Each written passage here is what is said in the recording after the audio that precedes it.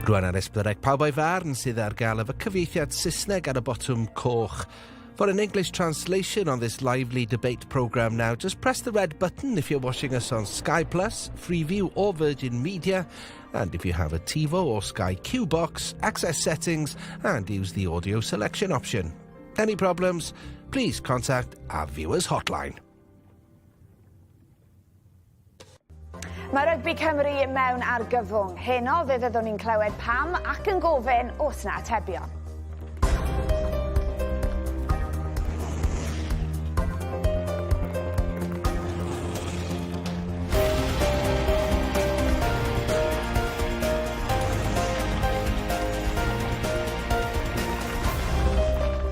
Croeso cynnes i chi gyd i rifyn arbennig o Pawb o'i Farn o Studio Tenopolis yn Llanelli. Mae'n flwyddyn a hanner hir ers buddugoliaeth diwetha Cymru mewn gêm brawf. Yn yr amser hynny, mae Cymru wedi colli record o 17 gêm o'r bron, y rhediad gwaetha yn hanes haen ucha'r byd. Does ganddo dim un tîm yn cystadlu yng nghwpan pencampwyr Ewrop, a dros y blynyddoedd diwetha mae yna lif cyson o'n talent ifanc gore wedi bod yn croesi clawdd offa i ddatblygu gyrfaoedd ar gaeau rygbi Lloegr. Mae Cymru gyfan erbyn hyn yn cytuno bod rhaid i bethau newydd, yn ogystal â'n panel ni heno. Cyn brif weithredwr chwaraeon Cymru Hugh Jones, cyn esgellwr Cymru Carol James, cyn gapten Cymru Gwyn Jones, a pennaeth recrwtio clwb rygbi Briste Gethin Watts, yn ogystal â chynulleidfa frwd o gefnogwyr rygbi yma yng Nghymru. Croeso i chi gyd a phawb gytre i Pawb o'i Farn. Cofiwch hefyd bod ni ar y llwyfannau cyfryngau cymdeithasol arferol, S4C Chwaraeon ac yn ffrydion fyw ar Facebook a YouTube. If you want to follow the debate in English, you can by pressing the red button. Cyn i ni glywed gan ein gwesteion heno, dyma oedd ymateb Abertini wedi colled fwyaf Cymru yn hanes y Chwe Gwlad yn erbyn Lloegr gatre yng Nghaerdydd. You don't need reminding, records came tumbling on Saturday. Wales's heaviest defeat in Cardiff, their greatest loss in the Six Nations. Does all the blame rest with the Welsh Rugby Union? Yes, it absolutely does. It's our job as a governing body to ensure that we put the best team out and that the team is supported to deliver success. And we didn't do that, and we haven't done that, so it absolutely rests with us. I do just want to say thank you to Matt Sherratt and all the team, Matt for stepping up, with very little notice and delivering what he did. We saw some really strong performances before then, and, it's thank you to the players for that, and just seeing how they felt after the game, is heartbreaking and devastating, but they didn't let us down, we've let them down. Wel, y golled echrydus na oedd y catalydd Gwyn Jones ar gyfer y gyflafan diweddara. Beth oedd y sylwadau di ar y chwiban ola? Wel, o'n i'n teimlo bod y chwiban ola wedi dod fel bendith. Oedd e'n ardaeth am y 5 munud ar 20 diwetha ac oedd e'n rhyddhad bod y gêm yn gorffen. O'n i'n meddwl bod Cymru, bod nhw'n trio'u calonau, oedd ymateb gyda nhw, oedd pob cais yn dod fel ergyd. Ond oedd ddim yn syndod bod Cymru wedi cyrraedd yr iselfannau maen nhw wedi wrth edrych ar yr 17 colled yn olynol sydd wedi arwain at hyn, a colli yn drwm yn erbyn De Affrica, Australia, Ffrainc 40 pwynt heb ymateb, colli'n rwydd yn erbyn yr Eidal dwywaith ac Fiji gartre. Felly, dylen ni ddim bod yn synnu pan ni'n colli gartre, ac oedd reality y sefyllfa yn credu yn blwmp ac yn blaen a methu osgoi y gwirionedd le mae Cymru'n sefyll ar hyn o bryd. Ac yr unig peth positif ni'n gallu cymryd o'r gêm yna yw bod mae rhaid i hyn nawr fod yn sbardun ar gyfer newidiadau bellgyrhaeddiol sydd eisiau gael ei wneud yng Nghymru. Mae pobl wedi osgoi gwneud am flynyddoedd lawer, ond does ddim osgoi ragor, mae rhaid gwynebu reality a wneud newidiadau. Gwyn fyna yn dweud, dydw i ddim yn syndod o ystyried y canlyniadau ar y cae Gethin, ond oddi ar y cae, mae genhedlaeth o chwaraewyr nawr sy'n mond i gwybod ansicrwydd a anhrefn, bygythiadau torri rhanbarth, bygythiadau streic, adolygiad ar ôl adolygiad, yr un diwetha yn benni gyda prif hyfforddwr yn cwestiynu'r adborth. Felly rhywun fel ti wedi bod yn rhan o'r undeb o'r llwydwyr datblygu, di gweithio na am 6 blynedd gyda Briste nawr. Oedd un ergyd yn ormod i'r chwaraewyr? Oedd e'n dorgalonus, ond ti'n bod yn gorfod mynd nôl i yr hydref a'r colled, yr natur y golled yn erbyn De Affrica yn gorfforol, a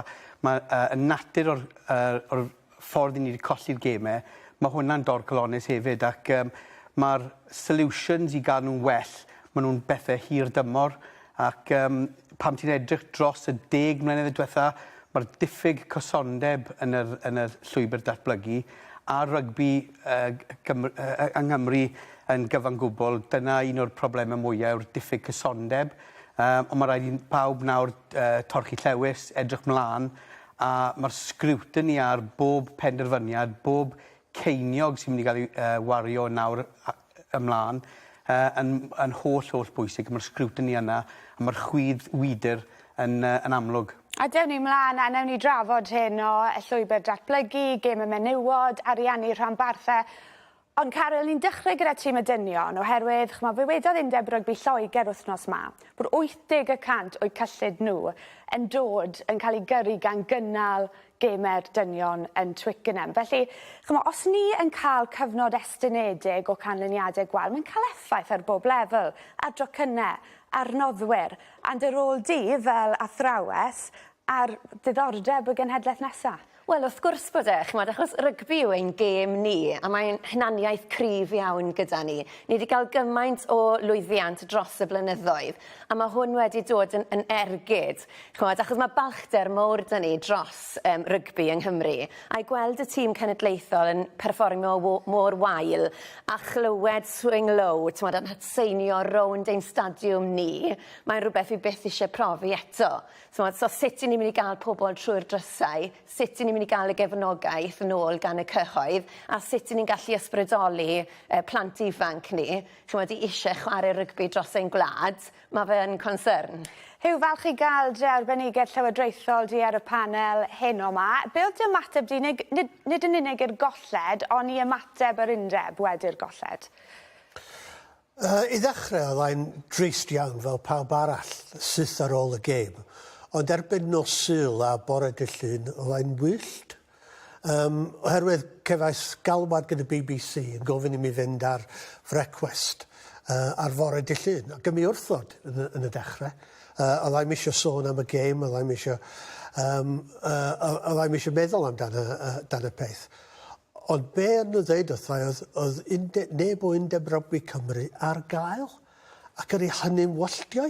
A'n walltiau oherwydd mae'r corff llywodraethu chwaraeon efo cyfrifoldeb i gyfathrebu gyda pobl ac i ddwad allan. Ac os oes gan pobl cwynion neu beth bynnag, i rôl nhw ydy gwrando ar bobl ac i trio esbonio am be mae'r problemau yma di digwydd a be maen nhw'n mynd i wneud amdano. Ac yn nhw ddim. A nhw guddiad tan nos Fawrth neu dy Mercher. A di hynny ddim yn addas o gwbl. Ni wedi gwahodd Undeb Rygbi Cymru ar y sioe yma heno. Maen nhw wedi ymateb yn gweud bod Abertini wedi ysgrifennu llythyr agored i'r cyhoedd ac wrth gwrs nath i'r cyfweliad gyda fi wythnos diwetha. Ni'n mynd i droi'n sylw nawr at y gynulleidfa. Mae cwestiwn cyntaf ni heno yn dod gan Gareth Salt. Lle wyt ti, Gareth? Greit, diolch. Fi eisiau gofyn, ydyw e'n iawn i gadw'r 4 ranbarth rygbi yng Nghymru fel mae Undeb Rygbi Cymru wedi dweud bod yn mynd i wneud? Pwy sy'n eisiau'r cwestiwn yma? Dim syndod falle mai dyma yw'r cwestiwn cyntaf, ond gai atgoffa chi adre, mae Abertini wedi cadarnhau. Mi fydd hi'n cynnal 4 rhanbarth dros y blynyddoedd diwetha. Mae hefyd wedi cadarnhau bydd buddsoddiad yn cynyddu yn flynyddol 5.1 miliwn blwyddyn nesaf, a wedyn bydd e'n mynd lan i 6.8 erbyn 2029. Mwy o arian i'r academïau, fydd hefyd 2 chwaraewr dawnus, marquee player, 2 chwaraewr dawnus fyd-eang i bob ranbarth. Ydy hynny yn ddigon?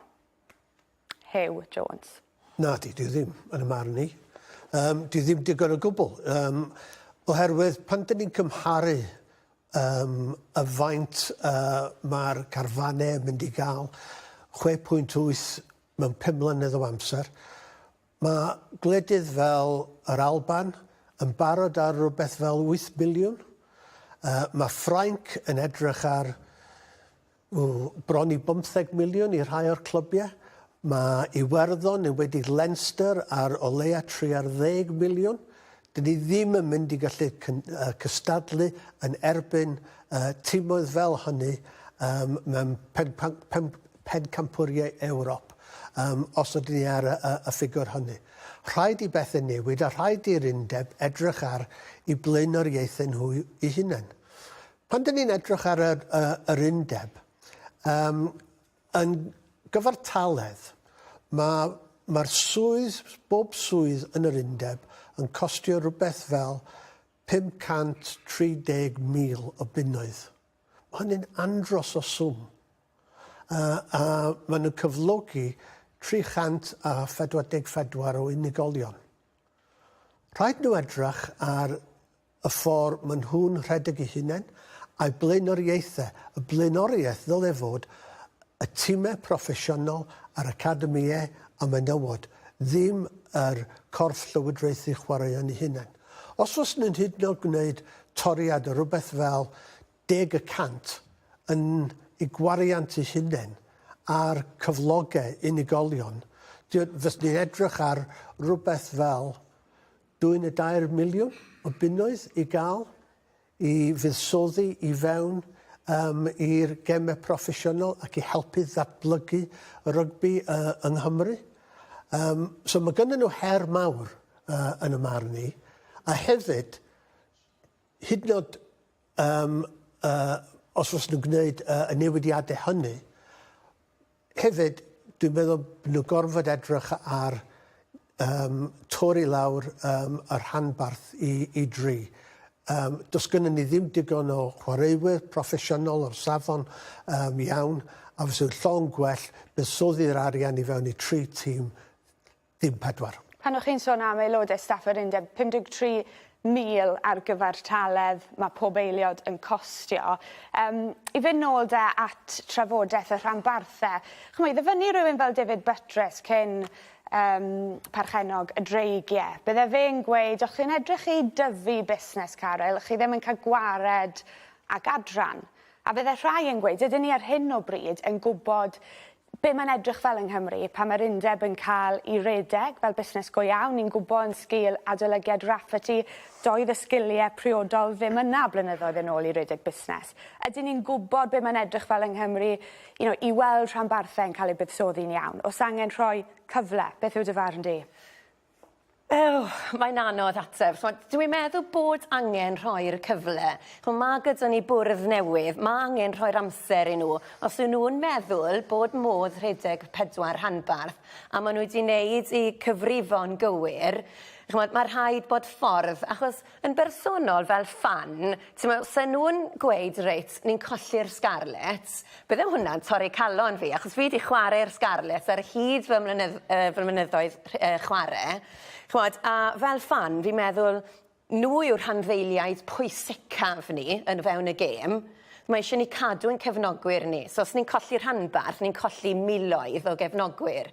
Cefnogwyr yn fy marn ni, sa'n meddwl bydde jyst yn gallu troi i gefnogi'r rhanbarth arall mor hawdd yna. A bydde cael gwared a rhanbarth ddim o reidrwydd Gwyn yn safio 5 miliwn o ystyried mae cytundebau teledu, mae arian sy'n dod o noddwyr y cyngreiriau fel URC a Cwpan Ewrop? Na, bydde fe ddim mor rwyddo hynny, jyst cael gwared un oherwydd oblygiadau teledu ac y cytundebau sy'n dod yn hynny. Dwi'n edrych arno fe llai fel arian a mwy fel talent, faint o chwaraewyr sydd gyda ni. I bob pwrpas, mae 3 talaeth neu y tîm gyda ni nawr. Mae yna 30 o chwaraewyr sydd ddim yn gymwys i Gymru ar draws y rhanbarthau nawr. Mae yna garfan, os liciwch chi, gyfan. Felly yn cael ei dalu sydd ddim yn cyfrannu dim i'n tîm cenedlaethol ni. Fe wariodd y Scarlets di Sadwrn, 5 o'r pac, ddim yn gymwys i Gymru. Nawr, oce, i'r Scarlets ei ddeall, maen nhw eisiau Ciro Stormers achos maen nhw moyn mynd mewn i'r gêm ail gyfle. Ond o ran Rygbi Cymru, beth mae Rygbi Cymru yn elwa o'r gêm? Am hwnni bod yna 5 arall yn mynd i ware yn erbyn y gwelch wythnos nesaf, 5 neu 4 falle. Hanner pac y Scarlets ello ddim yn gymryd i Gymru. Beth mae hynny'n neud i'r tîm rhyngwladol? Os mae hanner un o'ch tîmau chi, pac un o'ch tîmau chi, ddim yn gymwys i ware i Gymru. Edrych ar Munster, 3 chwaraewr sydd ddim yn gymwys i'r werddon sydd gyda nhw. Felly, hwn i fi, llai am arian, bod arian wrth gwrs yn bwysig, a mwy am talent. Ac os ych chi'n dod â'r talent at ei gilydd, neu ddim fwy elit, bod yna fwy o cystadlu i cael cytundeb i chi'n codi'r safon o reidrwydd, sydd ddim yn gorfod talu arian mawr i gael llwyth o bobl o De Affrica i wario i llenwych bylchau chi. A wedyn mae yna trywydd trwyddo ar gyfer y tîm rhyngwladol. Felly, y peth arall yw, byddwn ni ddim yn dechrau fan hyn chwaith. Dwi'n bersonol yn gryf yn timlo. Mae Cymru a'r model sydd gyda nhw fel clybiau neu rhanbarthau annibynnol yn debyg i Loegr, Ffrainc a Japan. Dyna'r gwledydd ni'n cystadlu gyda o ran ein model ni. Dim yr arian gyda ni i gystadlu gyda Ffrainc, neb arian i gystadlu Ffrainc. Mae gan Loegr 9 tîm. Mae Newcastle ar y dibyn, falle bydd 8 dyn nhw cyn bo hir. Ac i ni'n gweud bod ni'r un gymaint o tîmau proffesiynol yng Nghymru a sydd gyda De Affrica. Dyna'r gymhariaeth. Byddwn ni'n cael cytundeb, dechrau fan hyn, nawr i'r amser, darn lan o bapur yn gweud beth yn ei, byddwn ni'n cael cytundebau canolog, a byddwn ni'n cael pawb yn gweithio i'r undeb, a byddwn ni'n cael yr undeb yn rheoli popeth. Wedyn, yn amlwg, mae'n rhaid cael pobl o safon yn undeb i rhedegau. Ond dwi ddim yn credu bod y rhanbarth ar hyn o bryd, y model sydd gyda ni yn gweithio, achos maen nhw gyd yn dibynnol ar unigolion ariannog sydd yn rhoi lot o amser ac egni ac arian i fewn i'r gêm, ond ni'n dibynnu yn llwyr arnyn nhw. A dwi'n credu bod yna'n cynllun yn iawn ar gyfer y dyfodol. Da fi nôl i'r gynulleidfa. Oedd ymateb gyda chi, Gareth, i'r sylwadau? Hapus gyda'r atebion neu barn chi eisiau rhannu? Na, fi'n credu byddwn ni'n cytuno falle fwyd y beth oedd Gwyn yn neud i fi. Dwi ddim amdano'r arian, mae fe amdano'r talent a faint o dalent sydd yn dod trwyddo. Digwydd bod fi'n berthnasol gyda clwb sydd yn chwarae yn yr S4C gyda Llanfyddefri, a fi jyst yn teimlo ar un y bryd mae falle un gormod o ranbarth ydyn ni, a fi'n siŵr os bydd eisiau chwaraewyr sydd ar ôl i chwarae gallen nhw cwmpo lawr i ware yn yr S4C, a fi jyst yn teimlo dylen ni fod yn datblygu o fewn ein hun. Os ti'n edrych ar faint o chwaraewyr sy'n ware mas yn Lloegr, ware mas yn Ffrainc, fi'n credu os gallu dod y popeth yn fwy gyfyng at ei gilydd a dy torri fel awr i 2 ranbarth, fel bod y rhanbarth yn ei gyd yn fwy gryf, fi'n credu nebeth byddai'r ffordd mlaen i fi. A dros nesau chi, eich braich chwith, oedd cwestiwn gyda chi? Fi'n credu beth o'n ni y moyn gofyn yn perthyn i beth o ti'n siarad am, wedd pam maen nhw'n mynd dros y bont i ware, i briste, oes na rhywbeth mae rhaid cael ei ateb o fewn y clybiau'r amberthiau yma, oes na natur a agwedd afiach o fewn tuag at, os o ti'n digon da i ware, wel, helpa fi, cefnoga fi, cael fi lan i'r safon na. Achos felly bod dan i players ardderchog, ond so nhw wedi cael, i cefnogi a, i gallu, so nhw wedi cael y chance... I feithrin yn yr awyrgylch. Wel, ie, exactly. Y siawns i dyfu a i fod player allan nhw fod. Mae'n cymryd un person i helpu person arall i dyfu. Wel, mae person iawn ar y panel, pennaeth recrwtio briste. Dewn ni nôl i'r pwnc ma'n hwyrach, ond ateb cloi gallen. Fi lli siarad ar ran clwb rygbi Bryste, ni'n uchelgeisiol. Mae gyda perchennog sydd gyda gweledigaeth, mae fe moyn ysbrydoli'r gymuned, ysbrydoli'r cymuned Bryste, a'r ffordd o ysbrydoli y gymuned yw i ennill. A ni wedi gwario cryn dipyn o arian ar y sgwad, ond os gallai weithio chi bod ni yw'r 8fed lleia sy'n gwario yn y gyngrair fel mae pawb yn meddwl taw'r checkbook Charlies i ni. Dim ond Newcastle a Exeter sy'n gwario llai na ni, a ni'n ail yn y gyngrair.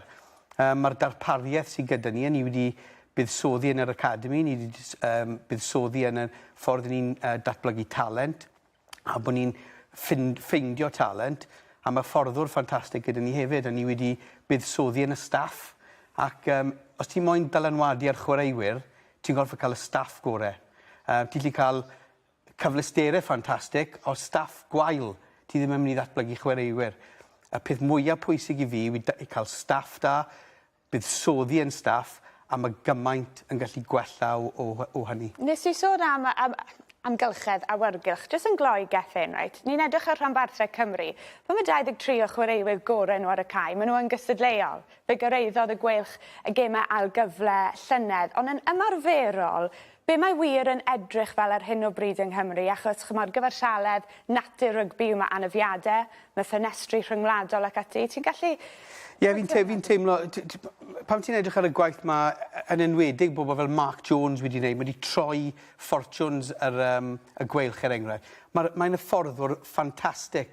Ond mae rhaid ti edrych ar y buddsoddiad mae wedi rhoi yn ei hunan, y ffordd mae wedi teithio'r byd, mynd lan i'r gogledd, mynd i Zeeland Newydd, mynd i Richmond, gollodd ei job yn Richmond, yn ail haen Lloegr, ond nôl dath a datblygu hunan, a mae fe wedi gwella fel y fforddwr. Ond gyda carfan bach, a ti'n sôn amdano cystadlu dros sawl cystadleuaeth, y URC a Ewrop, ti'n ymarfer di llun, di Mawrth, day off, di Mercher, ymarfer dydd iau, dydd Gwener, gorff y wared i Sadwrn, gorff y wared Sadwrn ar ôl ni, a bob wythnos, mae'n cymryd i tole. A ti ffili gofyn i'r un chwaraewyr i fynd i'r elfennau yna bob di Sadwrn a ymarfer yn effeithiol, mae fe'n amhosib wneud hwnna. So mae rhaid cael digon o chwaraewyr i fod gallu chwarae ar hyd y gystadlaethau yna, a hefyd ymarfer o safon a cael safon yn yr ymarfer. Yn gyflym felly, jyst codwch eich dwylo os chi eisiau mynd lawr i dri. OK, so llai na hanner. Chymod, dyn ni ddim yn mynd i fynd lawr i dri, achos mae Abertini wedi bod yn weddol glir gyda'i bwriad hi, ond un beirniadaeth sy'n dod nôl a nôl, pan ni'n edrych ar y cytundeb, nid yn unig y cytundeb ariannol, ond y PRA, y cytundeb proffesiynol, yw bod e di cymryd cyhyd. Mae hi wrth gwrs wedi bod yn y swydd nawr am 15 mis. Ti wedi gweld y syniad gyda ti beth sy yn y cytundeb, os rheswm am diffyg brys, a be neidio fe hyw? Wel, mae'n gymleth iawn, a mae'n fanwl iawn.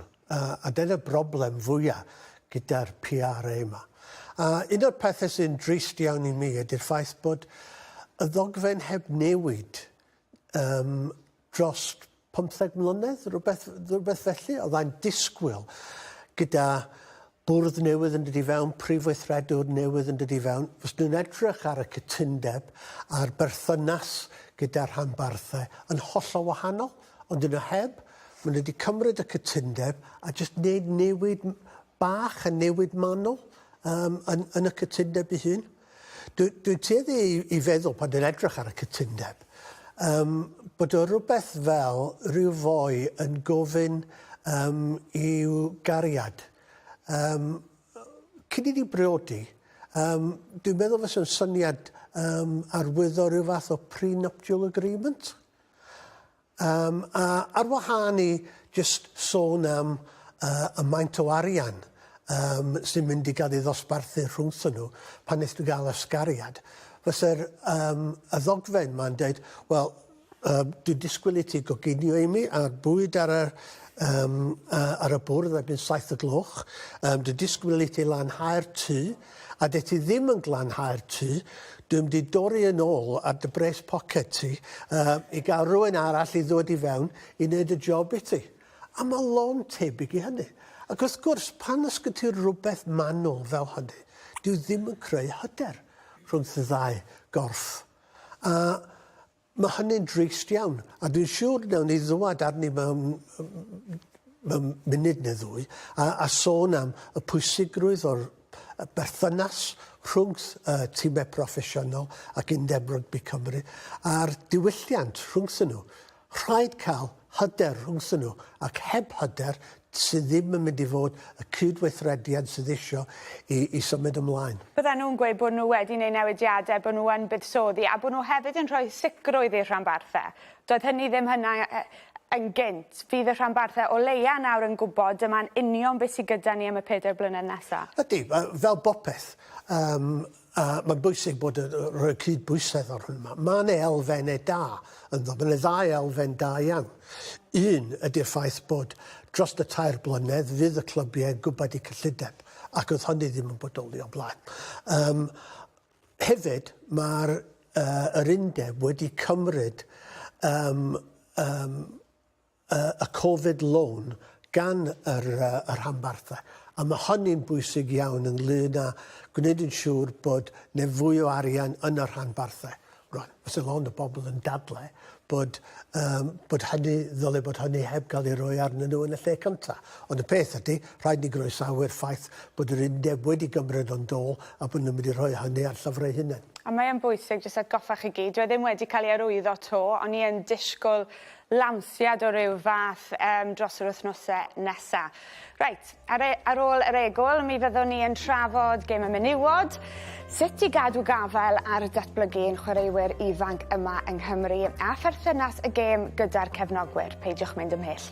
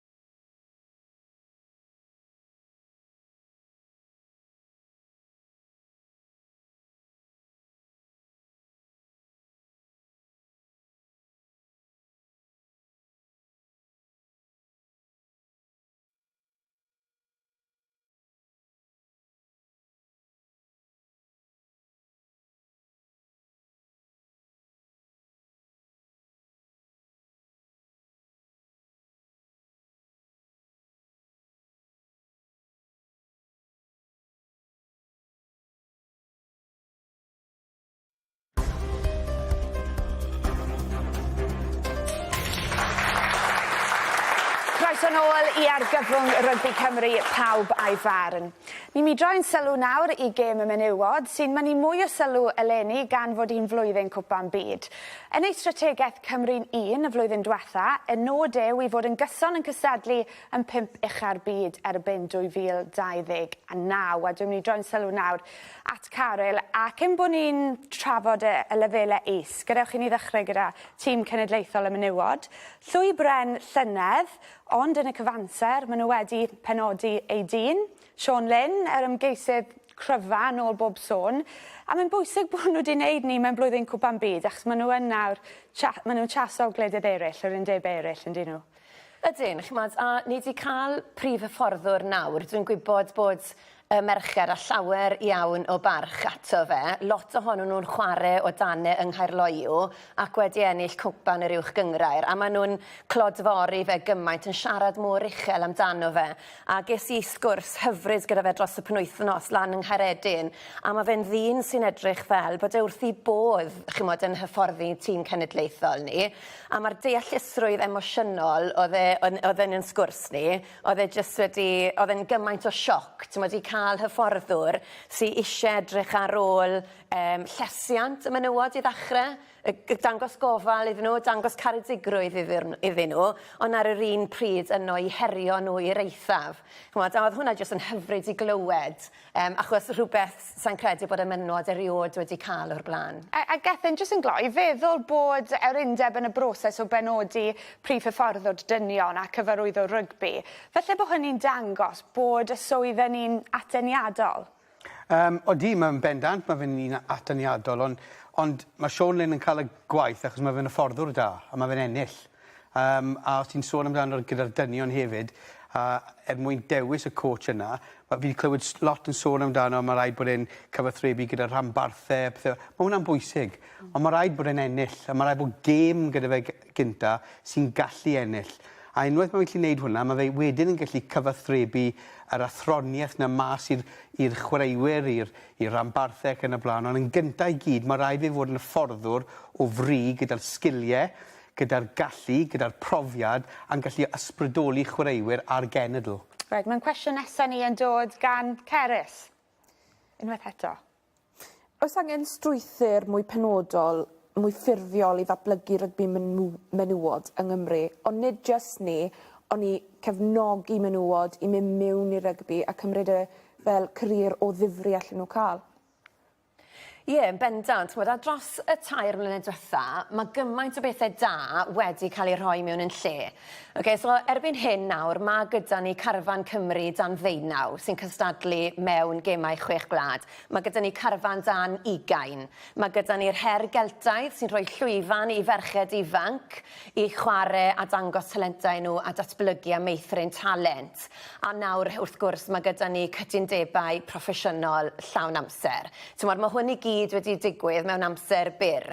Lawer i hwyr, ond maen nhw wedi bod yn rhagweithiol, ond y leiaf mae fe gyda ni nawr sy'n rhoi llwybrau perfformiad clir i merched ifanc, o beth sydd angen gwneud, a maen nhw'n gallu gweld y ffordd i'r tîm rhyngwladol.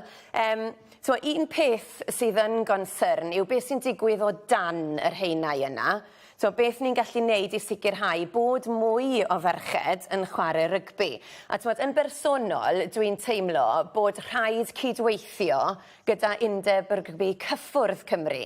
Jyst i gael mwy o ferched yn rhedeg o gwmpas gyda pel yn ei dwylo nhw, yn mwynhau chwarae rygbi fel tîm, datgloi amddiffynfeydd, dysgu sut mae meddwl, nid rhedeg trwy pobl, ond sut i gorffen sefyllfa 2 erbyn 3, y 4 erbyn 3, a just cael y rhyddid yna i fwynhau a chwarae. A wedyn falle meddwl, reit, yr elfen contact. Achos dyna beth digwyddodd i fi, dechreuais i chwarae rygbi cyffwrdd, o'n i'n hyderus bydden ni'n gallu, y sgiliau oedd gyda fi, gallu chwarae rygbi undeb, a wedyn ges i fy nghyflwyno i'r taclo.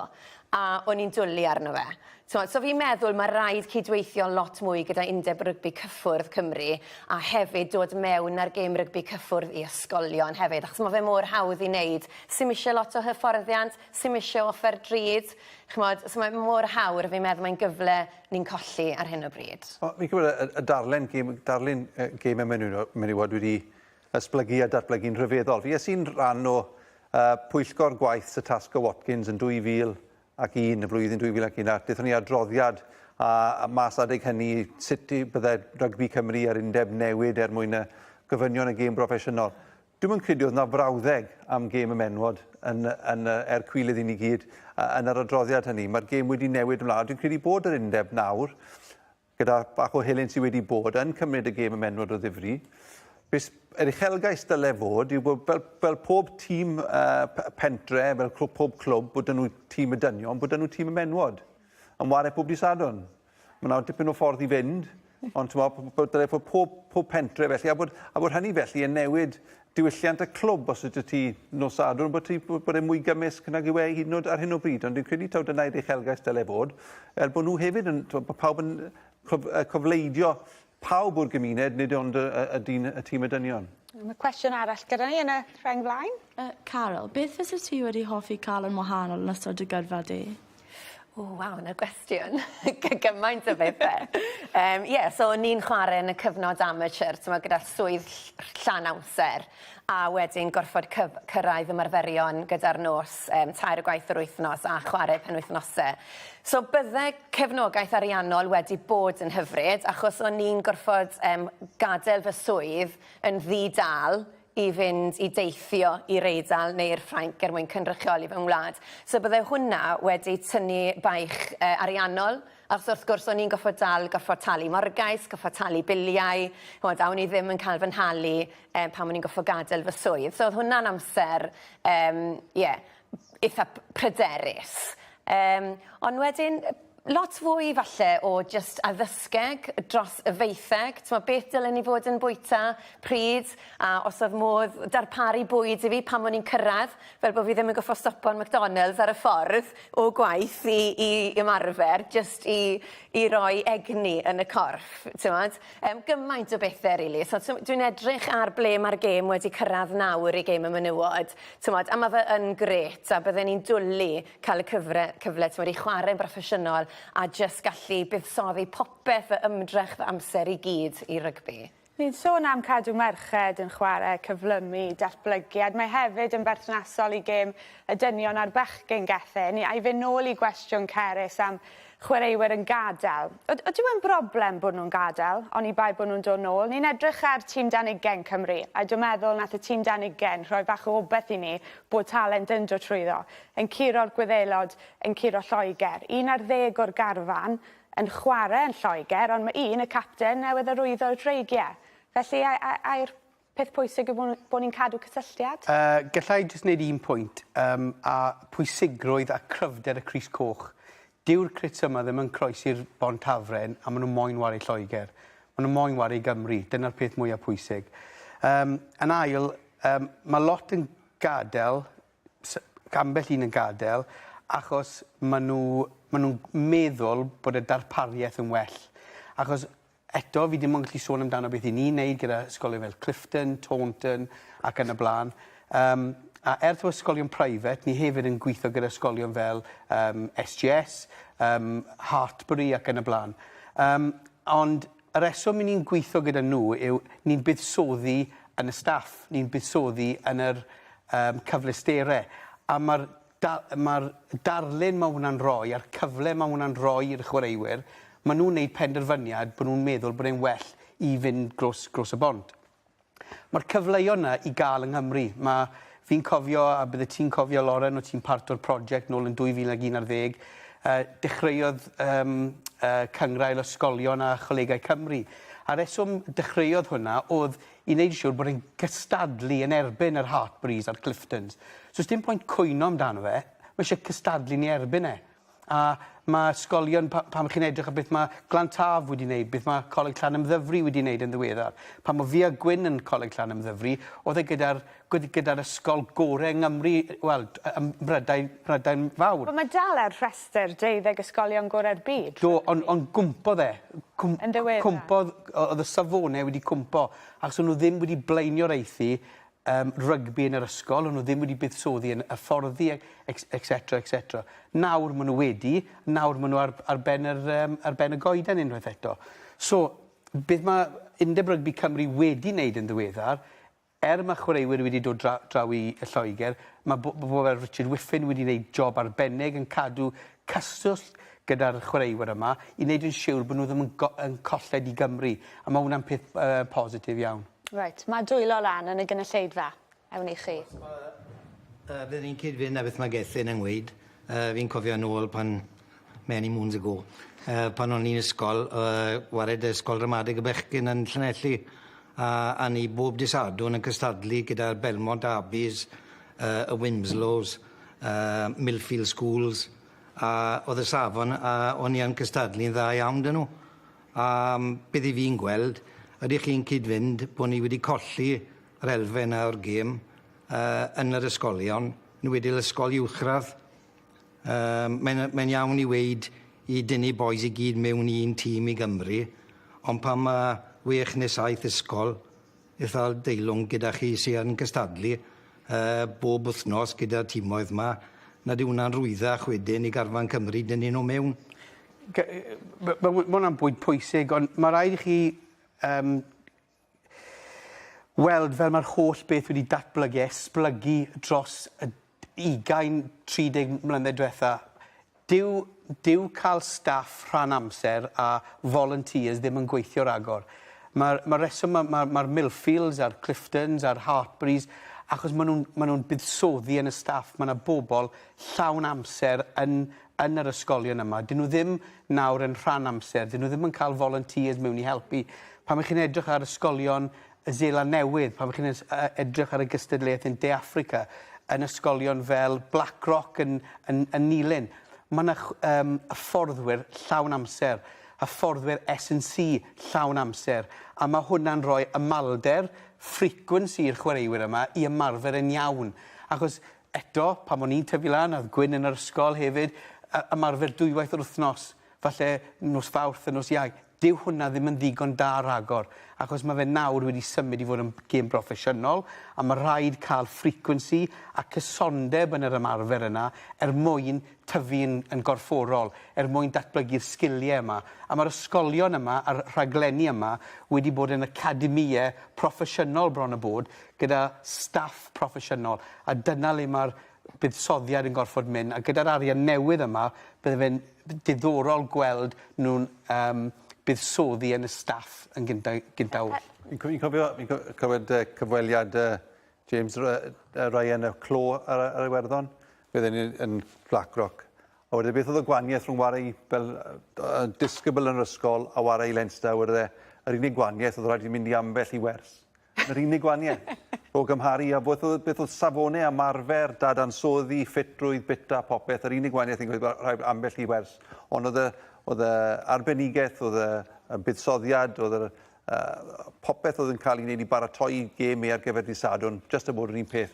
A mae'n anodd iawn i ni gystadlu gyda hynny. A fel unigolion, os ti'n cael cyfle i fynd i Millfield, mae'n anodd iawn i ti, holl cyfleoedd bywyd wyt ti'n mynd i gael trwy'r cyfleoedd yna i dynnu yn ôl. Beth mae rhaid i Rygbi Cymru wneud yw cadw cysylltiad, cadw'n agos gyda nhw. Wneud yn siŵr pan maen nhw'n gorffen y trywydd yna, maen nhw'n gadael Millfield, maen nhw'n dod nôl i Gymru. Maen nhw'n dal i teimlo'n Gymraeg, a maen nhw eisiau gwisgo'r Crys Coch. Os mae Lloegr moyn talu ddatblygu'n talent ni, so ni'n gallu cwyno'n gormod. Wel, o ti'n sôn am diffyg hyfforddwyr ar lefel ysgolion. Mae'r un peth yn wir am y lefel rhanbarthol. Wel, so ni Dai Flanagan yn bennaeth recrwtio, hyfforddwr amddiffyn ac yn brif hyfforddwr yn ei rôl gyda rhanbarth. Oedd yn ormod. Mae'n ormod, a mae fe'n i ofyn i un person, a fi ddim ond yn hyd yn oed pan fi wedi ymfalchio'n gweld boes fel Gareth Potter a Euros Evans, enghraifft, yn gweithio gyda Llandyfri, yn gweithio gwirthiau gyda Llandyfri. Ond mwyn i'r chwaraewyr yna fynd i'r lefel nesaf, mae rai bod nhw'n cael fwy o amser i ddadansoddi ac yn y blaen. A mae gyda Gareth a gyda Euros jobs arall. A mae Euros yn gweithio'n coleg sydd gar. A mae fe'n trial rannu amser dros 2 raglen. Mae fe'n amhosib i'r chwaraewyr yma, i'r fforddwyr yma, a pwy sy'n colli mas i'r chwaraewyr. So mae'r strwythyr yna yng Nghymru, mae bob elfen o'r Diw y Shield, i'r colegau ar ysgolion, i Super Rugby Cymru, i'r rhanbarthau, mae'r strwythyr yna, ond mae'r rhaid buddsoddi yn y staff i weithredu'r system y gorau gallen nhw. Dewn ni nôl at y ti Hywyn y man. Y cwestiwn ganddoch chi yn y crys glas. Doi beth ydw i'n gweud. Gwyn, ti'n sôn am iawn i gael tîmau merched yn bob pentre, bydd hwnna'n ffantastig. Ond y broblem sydd yn ni ar y foment yw cael tîm dynion i fod yn bob pentre. Ac erbyn hyn, pam ti'n edrych ar y papurau syl a gweld y gemau sydd wedi cael ei gohirio, a dim yn gohirio oherwydd tywydd yw erbyn hyn, gohirio oherwydd dyn nhw ddim yn gallu cael tîm ynghyd i chwarae'r ddisadwn. A fi'n gwybod yn y cylch cod, ti'n modd, mae yna dimoedd sydd yn adran 3, 4, 5, yn aml iawn yn gofod tynnu mas o gemau'r ddisadwn. Fel, y cwestiwn yw, fel ni'n cael reina nôl i chwarae. Pam ti'n ystyried, a pam ni'n ystyried yn y pentrefi erbyn hyn, rei am Bryn Aman, mae yna un tîm o'r dynion, tîm dynion, mae yna 4 tîm pêl-drod yna. Oedd dim pêl-drod yn cael ei chwarae yn y cyfnod ni yn Bryn Aman, ond erbyn hyn mae yna 4 tîm senior nawr, mae yna blant yn chwarae, cyrraedd 16 mlwydd oed, mae nhw'n diflannu. Rai mynd i golegau fi'n derbyn, ond sut i ni'n gallu meithrin bobl i ddod i chwarae'r gêm ar lefel yn uwch dynnu, lefel 20 oed ymlaen. Mae hwnna'n mynd ar goll yn gyflym, a bydd nifer o dîmau cymwy hir ddim yn bodoli rhagor. Ni mewn sefyllfa anodd fyd, mewn ysgolion, so mae ysgolion yn le da i ddechrau, achos mae gymaint o bobl ifanc yn ein ysgolion ni. So os ni'n gallu enni'r diddordeb fan yna, dyna dechreubwynt ni. Os yw ysgolion ni'n gryf, bydd clybiau ni'n fwy debygol o fod yn gryf hefyd. A mae rhaid i'r ysgol, penaethiaid ysgolion, Llywodraeth Cymru sy'n eisiau cadw plant yn addysg Gymraeg yng Nghymru yn hytrach yn mynd draws y ffin i gorffen addysg ôl 16 drwy'r Saesneg. Mae hwnna yn neud fi'n grac fyd. A mae rhaid i'r undeb Llywodraeth Cymru, prif athrawon, i gydweithio a dod at ei gilydd a ffindio ffordd. Achos mae Dewi Lake yn enghraifft perffaith, o un o chwaraewyr gorau yn y byd, nath aros gyda ni yn Llangynwyd i astudio yn y 6 dosbarth a gorffen ei addysg trwy gyfrwng y Gymraeg. Mae'r balchder sydd gyda fe, ac sy'n we'n gallu, y chwaraewr mae fe wedi tyfu lan i fod, wel, mae eraill yn gallu fyd. So mae rhaid i ni fodelu siwrne addysg Dewi hefyd. Ac mae plant ar hyn o bryd yn meddwl mae rai nhw adael Cymru os maen nhw eisiau cyrraedd yr uchelfannau. Ond gyda colegau ni hefyd, fel ni'n dweud, mae rai ni buddsoddi mewn cyfleusterau adnoddau hyfforddwyr. A mae rhaid i ni gydweithio gyda ysgolion fyd mwyn cadw nhw yng Nghymru. Chi yn y Crys Gwyn wedi cael eich llaw lan yn peth amser? Ydych chi'n credu o ran dy'r reolaeth o rygbi yng Nghymru, bren holl bwysig hyn o'r edrych lle talent ymhellach sydd felly ddim yn dod o Gymru de. Mae chwaraewyr o'r tili twy pelotw, maen nhw wedi cael eu seilio'n gryf yma yng Nghymru, ond wedyn mae un o'r teulu ni wedi colli i Lloegr. So ydy rhywbeth ffyrna a rhywun fel Ffewa Boso, rhywun sy'n safon uchel iawn, ni wedi golli o Gymru, sydd wedi mynd i Exeter, ydy hwnna'n rhywbeth mwy o gyfrifoldeb i fynd tuag ato, a bod eisiau rhoi mwy o ymdrech mewn iddo fe na falle rhannau arall. Os o'n i'n, mae ffaith i chi, mae fwy o bobl yn ddilys i wario i Gymru yn byw yn Lloegr na sy'n ddilys yn Nghymru, trwy fod yn feibio neu ac yn y blaen. So, yn bendant, mae o ran y lefel proffesiynol ac o ran y lefel tîm ryngwladol yn bendant, mae yna lot o waith i wneud yn yr elfen yna. Achos unwaith eto, un o'r pethau pan ych chi'n edrych ar y tîm gurodd Cymru wythnos neu 2 yn ôl, bydden nhw'n gallu rhoi ail dîm a trydydd tîm sy'n rhan mor gryf. chi dim ond yn gorfod edrych ar y curries, boes fel Guy Pepper ac yn y blaen. Mae'r boes yma'n 21, 22, 23, a oedd Capocco yn chwarae i'r dîm Lloegr. Mae'n anferth. Mae'n conveyor belt o chwaraewyr gyda nhw. So, ond, mae yna lot o Gymru sy'n ddilys i wario i Gymru, ddim yn mynd i wario i Lloegr. Kane James enghraifft, Sir Benfro yn wreiddiol, yn wario Exeter, ond wedi cael ei fagu yn Lloegr, ysgol Sedbra ac yn y blaen. So, yn bendant mae lot fwy o waith i wneud, ond eto mae'n cymryd arian i fuddsoddi yn y system yna, i ffindo'r chwaraewyr yna, i gael y cysylltiad yna, ac yn fwy pwysig byth i ysbrydoli'r chwaraewyr yna i ddod nôl i Gymru, i wario i Gymru. Ond Hew, y flaenoriaeth fydde ariannu academïau a wneud yn siŵr bod nhw'n cadw at gofynion sy'n y PRA, wneud siŵr bod rhywun o bosib y cyfarwyddwr rygbi newydd yn dod mewn ac yn gorchwilio academïau Cymru. Mae'r flaenoriaeth yn dechrau fan hyn, yn dyw e? Ydy modd. A ddodden ni ganmol Undeb Rygbi Cymru ynglyn â be maen nhw wedi wneud ynglyn â gêm menywod. Ynglyn â rhoi flaenoriaeth iddo, rhoi arian, buddsoddi arian. Mae'r cyllideb wedi cynyddu llon dros y blynyddoedd diwetha, a mae'n mynd i gytuno i gynyddu. A dwi'n siŵr bod ni gyd yn croesawu hynny. Ond pan chi'n gwneud rhywbeth fel hynny, rhaid chi hefyd benderfynu be chi ddim yn mynd i wneud. Ac i adeiladu ar pwynt gethyn, ie, dyn ni eisiau gweld llon mwy o unigolion yn gweithio yn yr rhanbarthau, yn yr academïau, yn helpu datblygu chwaraewyr ifanc, bechgyn a menywod. Ond y peth ydy, yr her i'r undeb ydy lle mae'r arian hynny yn mynd i ddod o. A be dyn nhw ddim yn mynd i wneud i ddarganfod yr arian hynny. Ac ar y funud, dwi'n meddwl bod gennyn nhw ateb i hynny, oherwydd dydy'r PRA sydd ddim digon o arian yn cael ei fuddsoddi i gwahanol academïau ac i'r rhanbarthau i wneud yn siŵr bod hynny'n mynd i ddigwydd. Sut mae cynyddu revenue ym myd rygbi? Mae'n bwnc llosg, ni yn agosaeth ddiwedd y raglen, ond mae amser am un cwestiwn arall gan y gynulleidfa. Megan sy'n mynd i ofyn?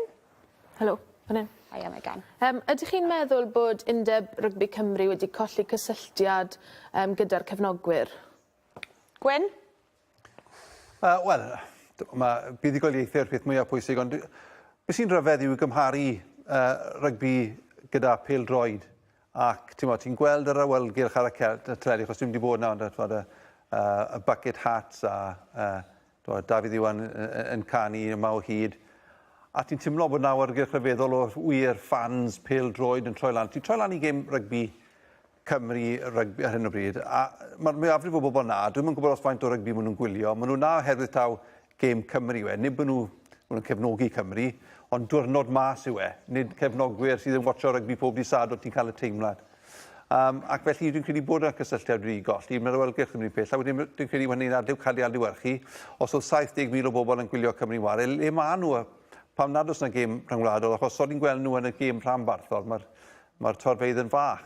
Felly, mae yna jobyn o waith i wneud fyna. Dwi'n credu bod yna diddordeb pan mae tîmau'n ennill. Ond eto, ti'n cystadlu gyda pêl-droed a wahanol bethau dydd Sadwrn.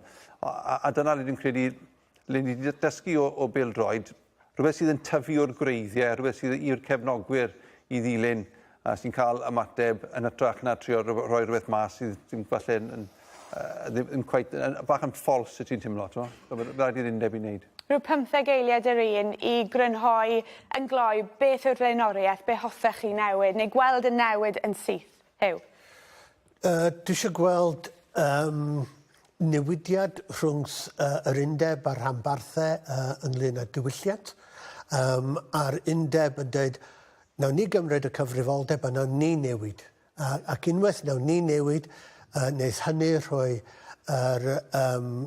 y cyfle i chi rhoi fwy o hyder ynddo ni. A fydd hynny'n bwysig iawn dros ben ynglyn â cymryd datblygiadau yn ei blaen. Gan bab arall llai nawr. Carol? Fel bod yn llai cil ei meddwl a cydweithio mwy gyda partneriaethau. Chymod, i gael mwy o blant ifanc yn chwarae rygbi. So ni'n sôn am cydweithio gyda ysgolion, academïau, rygbi undeb cyffwrdd, yr urdd. Chymod, pob un yn cydweithio gyda'i gilydd i codi twf faint o bobl sy'n chwarae. 3 rhanbarth ac mae rhaid i'r undeb i dal y narratif, i esbonio i bobl pob cam o'r ffordd, beth sy'n digwydd, pam maen nhw'n gwneud penderfyniadau ar gyfer y dyfodol. A Gethin.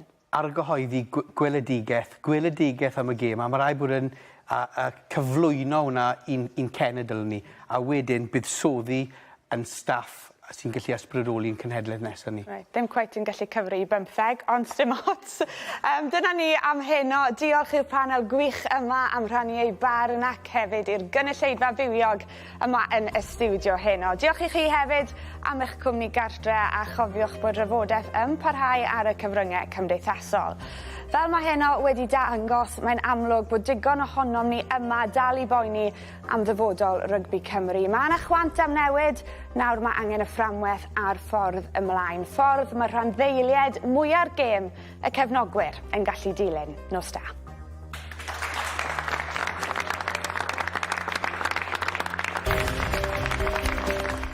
Elfyn Evans oedd ar wyb dros y penwythnos yn rali safari Kenya ac aroswch efo ni i weld os lwyddodd ymestyn i fantais ar frig y bencampwriaeth yn ralio yn dilyn rhagolwg yn y tywydd nesaf.